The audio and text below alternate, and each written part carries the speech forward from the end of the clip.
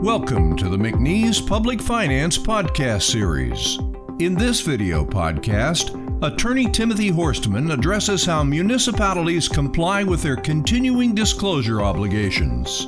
Mr. Horstman is a member of the firm and practices in the public finance and public sector practice groups at McNeese. Municipalities considering issuing bonds after several years on the sidelines may be surprised to see how the market has changed. While the basics remain the same, issuers face higher scrutiny from underwriters when it comes to their continuing disclosure obligations. Municipal bonds are regulated by the U.S. Securities and Exchange Commission and the Municipal Securities Rulemaking Board. Securities laws require municipalities to disclose to investors certain information about the government's operations and finances. They are required to provide this information to investors under SEC Rule 15c-212, which requires the underwriter to obtain the municipality's written commitment to disclose its current financial and operating information to investors.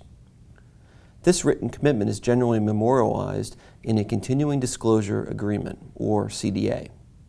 Under a CDA, the municipality agrees to provide to investors updated financial and operating information on an annual basis after the bonds are issued. In addition, the municipality agrees to file notices of the occurrence of certain significant events, such as rating changes or defaults on the bonds. The filings are made with an electronic system established by the MSRB called the Electronic Municipal Market Access System. The financial data that must be filed can usually be found in the government's annual financial statements. The location of the operating data can vary, depending on the nature of the issuer and the bonds that are being issued. For instance, if the issuer is a wastewater authority, the operating data will generally consist of relevant information about the system, its rates, customers, and revenue streams. The CDA will specify a date by which the issuer must file the annual financial and operating data with EMMA. Often, the deadline is expressed as a formula specifying a number of days after the end of the fiscal year. The deadlines can therefore vary year to year and even between bond issues.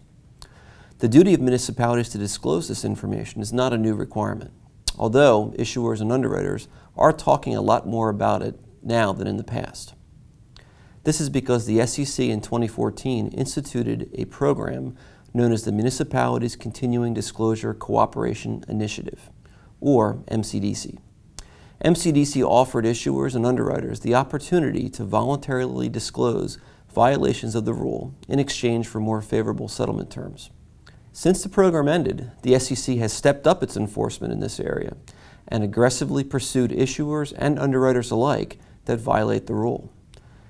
The SEC's enforcement initiatives post-MCDC have included actions against issuers that fail to disclose in their offering documents past noncompliance with their continuing disclosure obligations.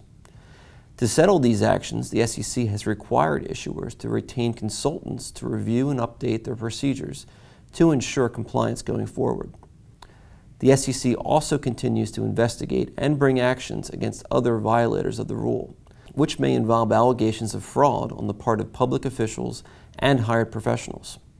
In these types of cases, the SEC has imposed fines on issuers and public officials, as well as banning public officials from participating in bond offerings in the future.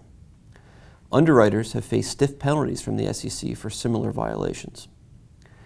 It's not surprising then that underwriters are paying close attention to this issue and carefully checking an issuer's past history of compliance before offering new bonds for sale to the public.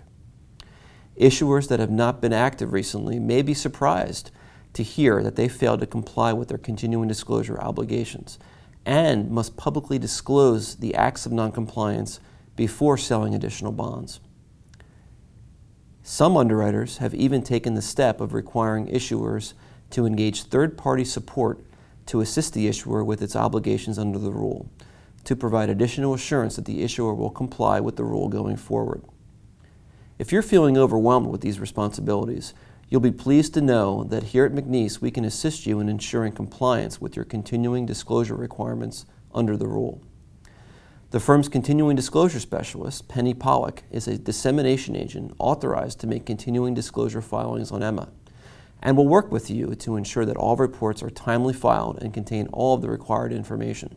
We also provide continuing disclosure compliance review services for underwriters and financial advisors to determine whether remedial action and disclosure of past filing failures is necessary prior to publishing offering documents. If you would like to learn more about continuing disclosure and how McNeese can assist you, please contact us using the information on the following screen.